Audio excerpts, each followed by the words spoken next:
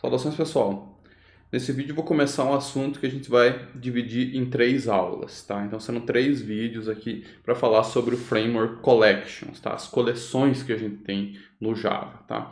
Eu adianto para vocês que esse é um assunto que, embora nós estejamos vendo aqui no Java, vocês vão encontrar frameworks muito parecidos, ou se não praticamente iguais, em outras linguagens de programação, tá? Então em C#, JavaScript, no próprio linguagem C++, enfim, né, várias outras linguagens, Python, tudo, vocês vão encontrar frameworks trabalhando com coleções, tá? Então vocês não precisam implementar as estruturas de dados na mão, né? Então existem já diversas implementações prontas, né? E eu vou mostrar para vocês um pouco sobre isso nessas 3 aulas, tá? Eu não consigo abordar todas as estruturas de dados evidentemente, mas a gente consegue mostrar alguns exemplos e a partir deles vocês vão ver que vai ser fácil entender outras estruturas, porque todas elas seguem mais ou menos o mesmo padrão, tá?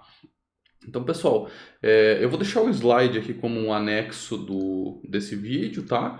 Então, aqui vocês vão encontrar toda a teoria sobre isso, né? Eu vou comentar brevemente, mas o meu foco aqui nesse vídeo vai ser a parte prática, tá? Então, pessoal, o Framework Collections no Java, ele tem 3 coisas principais. Interfaces, que são aquelas interfaces que definem alguns comportamentos, métodos e tal, assinatura desses métodos, né? Ele tem implementações, que são estruturas de dados prontas já, que já vem lá da API do Java, prontinho para você utilizar, né? Ele tem alguns algoritmos também que facilitam a nossa vida para fazer percorrimento, ordenação e tal. Então tem alguns algoritmos que trabalham em cima dessas coleções, tá? Então, pessoal, esse tipo de recurso é muito interessante, a gente ter disponível uma API nativa para trabalhar com coleções, porque te evita o trabalho de você ficar programando tudo na mão. Então imagine que você precisa armazenar muitos objetos de uma vez só. Não é prático você ir lá e criar várias variáveis, né? Ou criar um array de tamanho fixo e ir populando ele. Então isso não é tão interessante. É legal que você tenha um objeto que consiga armazenar mais objetos dentro dele, né? Então um container, como se fosse assim, né? Então ele é um objeto que guarda outros objetos. Uma coleção, vamos definir dessa forma, né?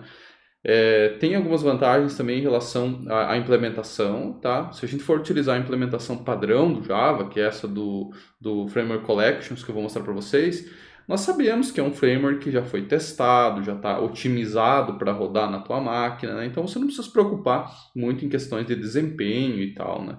Então nós temos já estruturas para vários fins, né? Várias estruturas de dados, né? Algumas mais lentas, outras mais rápidas. Então ao longo desses 3 vídeos eu vou comentar um pouco sobre isso, né? E nós podemos usar eles para qualquer coisa, tá? Nós podemos guardar números inteiros, podemos guardar objetos do tipo pessoa, do tipo cachorro, dados de um formulário, dados que vão para o banco de dados. Então, quando você precisa comunicar de uma classe para outra e precisa mandar muitos objetos, você pode mandar uma coleção, né? Então, coisas nesse sentido. Tá, pessoal? Eu não vou me ater muito ao slide aqui, depois vocês, é claro, fazem uma leitura em cima disso para ter um pouco mais da teoria também, né? Mas a ideia nossa aqui é demonstrar um pouco dessas coleções. Então nós temos a lista que eu vou abordar no vídeo de hoje. Na próxima a gente vai ver sobre os conjuntos, né, os sets, eles têm algumas particularidades ali que diferem um pouco das listas, né? E no último vídeo eu vou falar sobre mapas, né? Então os mapas são bem interessantes. E aqui no meio desses 2 conteúdos a gente vai abordar um pouquinho sobre a teoria das árvores, né? Então nós temos estruturas de dados que são representadas como árvores, né? Elas ramificam e têm algumas qualidades próprias, né? E utilizações próprias também. Como eu falei para vocês, o Framework Collection ele padroniza essa implementação dessas estruturas, né? Então, tem alguns métodos ali que nós temos certeza que todas as coleções vão ter. E isso que eu acho bacana. Tanto faz qual coleção você estiver trabalhando, algumas coisas-chave ali você vai ter certeza que sempre vão funcionar da mesma forma. Então, por exemplo, nós temos aqui uma array list, né? Já mostrei isso em aulas anteriores, né? É uma lista que simula como se fosse um array, só que de tamanho dinâmico. Quanto mais você adiciona elementos, mais ela se expande. Tá? Então a gente consegue adicionar coisas dentro dela, né? E conseguiríamos aqui fazer uma impressão também, se fosse o caso. Né? Então, uma lista pequena, né, seria impressa dessa forma. Né? Então o que acontece, pessoal? tem algumas coisas aqui dentro do Framework Collection que já vêm especificadas, né? Então, além do comportamento da ArrayList, né, do comportamento padrão dela, tem algumas coisas que eu tenho certeza que existem dentro dessa estrutura porque o Framework Collections especifica, né? Por exemplo, nós temos um método aqui, ó, chamado contains. Ele varre a tua estrutura e procura por um determinado valor lá dentro, né, por um determinado objeto. Então, por exemplo, se a gente quiser saber se dentro dessa nossa lista aqui tem o elemento 6. Aqui não tem, né, no caso, né? Então ele vai retornar falso, né? E se fosse um elemento que existisse efetivamente, né, ele retornaria true. Então você não precisa percorrer a lista inteira ali procurando as coisas. Existem métodos que fazem isso, tá? Além do mais, pessoal, nós temos algumas formas de percorrer esses elementos. Vamos dizer que a gente queira acessar todos eles ao mesmo tempo, né? Ou fazer uma operação em cada um dos elementos que está dentro da coleção. Então tem algumas coisas que funcionam para praticamente tudo, tá? Por exemplo, aqui eu tenho o for each, que eu já mostrei para vocês, né? Vamos chamar isso aqui de element. É o elemento de dentro da lista, né? Então a nossa lista é o ARR e aqui dentro eu consigo fazer o que eu quiser com o objeto element. Por exemplo, fazer uma impressão, mas eu poderia fazer alguma operação e replicaria isso em todos os objetos. Então, se a gente quisesse, por exemplo, calcular a idade de todas as pessoas que estão dentro de uma lista, né? Então a gente poderia percorrer através de um for each, né, para todo inteiro dentro do ARR, ele vai executar esse código aqui, né? Então, formas de percorrer. Tem um porém só que eu queria comentar com vocês, é o seguinte: nós estamos trabalhando com coleções.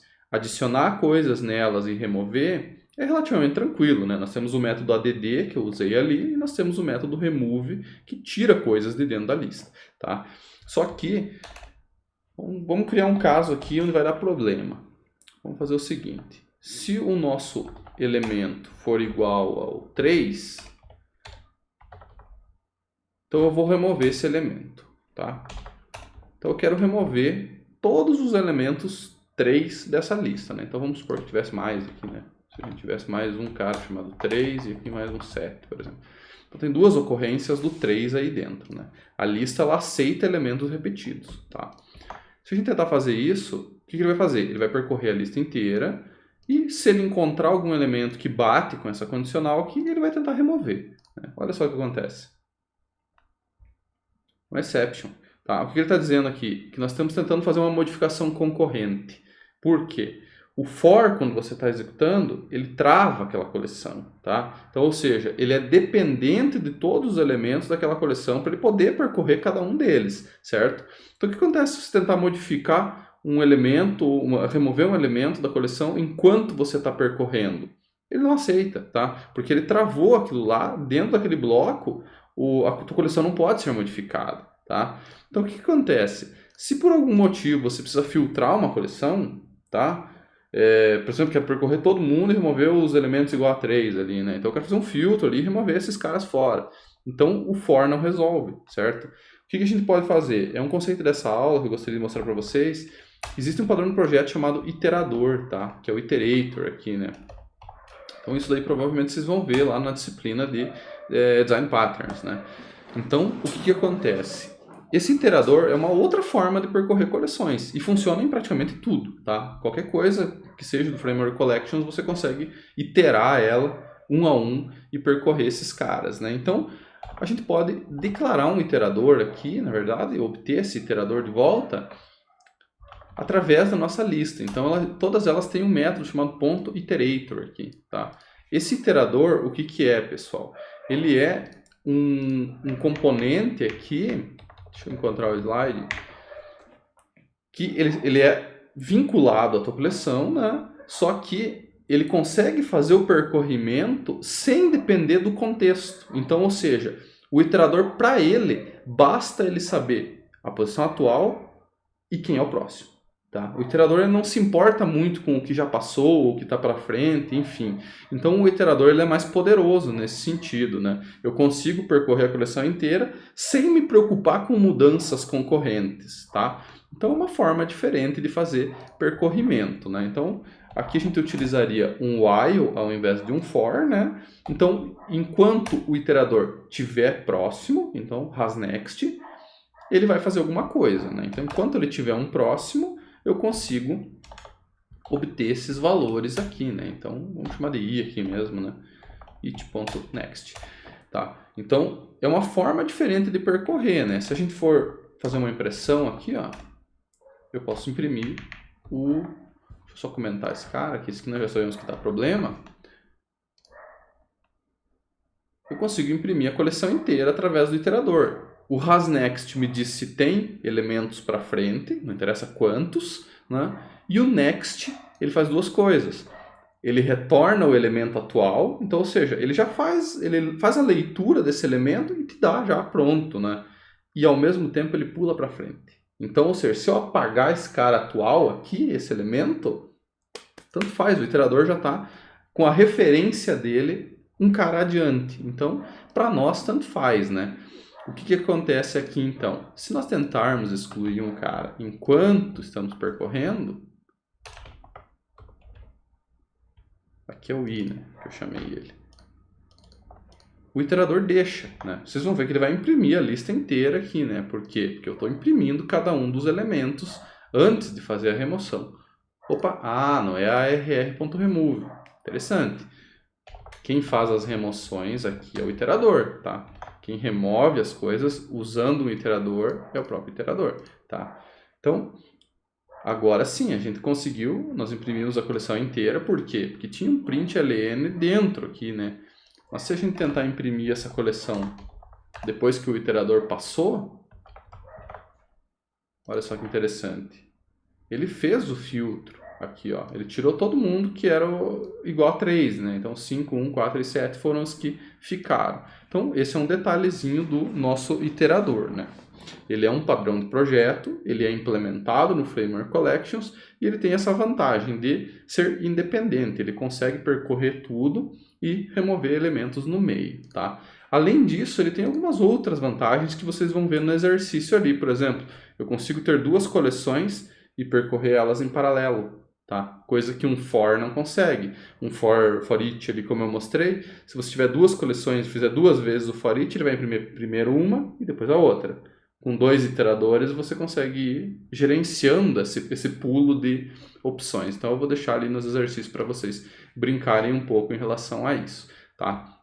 O que mais que eu queria comentar nesse vídeo de hoje para não alongar muito? O Framework Collections tem algumas coisas bem interessantes aqui que a gente chama de operações em massa, tá? Então, são coisas que são executadas com coleções distintas. Então, você tem duas coleções, por exemplo, e você quer juntar todo mundo numa só. Você não precisa percorrer uma a uma e ir colocando todo mundo lá um por um. Ele tem métodos que fazem isso automaticamente, né? Então, vamos criar uma coleção aqui, que vai ser o 10, 20 e 30, né? 20, 30, 10, tanto faz, tá? Então, esses caras aqui, todas as coleções, elas têm alguns métodos aqui, ó, que terminam com all. Então, add all, remove all, retain all. Então, são operações entre conjuntos, tá? Se eu quero fazer uma união de conjuntos, ou seja, pegar todo mundo que está nas duas listas e juntar em uma só, eu tenho uma linha só que consegue fazer isso, né? Olha aqui, ó. Na coleção 1, eu quero adicionar todos da coleção 2, né? Então, se eu imprimir a coleção 1 aqui, ela vai estar com todos aqueles elementos iniciais ali, mais o 20, 10, 30, tá? Se nós quisermos remover todos, vamos supor que esse cara aqui seja 531, que são os primeiros ali, ó. Eu posso utilizar o remove all. Então, da primeira coleção, estou tirando todos que também estão na segunda, né? Então, olha só. Ele filtra, né? Ele fez uma remoção ali, uma subtração de conjuntos, né? Enfim, no slide ali vocês vão ver tem mais métodos e eles trabalham com o conjunto inteiro. Então, eu não preciso me preocupar em um item a um, né? Então, se eu tiver uma lista ali com 1000 pessoas e quero remover todas as que estão no grupo B, por exemplo, eu quero remover do grupo A. Uma operação você consegue fazer tudo. tá? Então, pessoal, eu não vou alongar muito o vídeo de hoje aqui, eu vou deixar o material para vocês brincarem. Aí tem alguns exercícios para vocês treinarem o iterador e tem um exercício no final ali que eu quero que vocês construam o próprio iterador de vocês. Qual que é a sacada do iterador? Se eu fizer um for, eu sempre vou percorrer a coleção na forma convencional, que geralmente é do primeiro para o último. O for trabalha assim, tá? Se eu quiser percorrer de trás para frente, tudo bem, eu posso criar um for int i igual ao tamanho e ir até zero, decrementar, né? Agora o iterador, ele permite a gente criar coisas além disso. Então, no exercício aqui, vocês vão fazer um iterador que você vai percorrer a coleção sempre dando next, do jeito tradicional de percorrer uma coleção, tá? Só que o teu iterador, isso a lógica é você que vai fazer, ele vai pegar primeiro, último, segundo, penúltimo, e assim por diante até que em algum momento você vai terminar o percorrimento no meio, ou quando se cruzarem, ou quando os dados se encontrarem, tá? Então, vocês vão ver o quanto que é interessante criar iteradores para esse tipo de percorrimento, né? Aqui, quem está trabalhando na main, né, no nosso código de testes, tanto faz se ele está indo em sequência, se ele está indo de trás para frente, se ele está pulando nessa ordem que a gente especificou. Se o cara souber usar um iterador, que é o hasNext e o next, ele sabe usar o teu iterador, tá? Então isso vocês vão ver no exercício ali. Beleza, pessoal? Aí na próxima aula a gente começa a falar sobre conjuntos, que são os sets.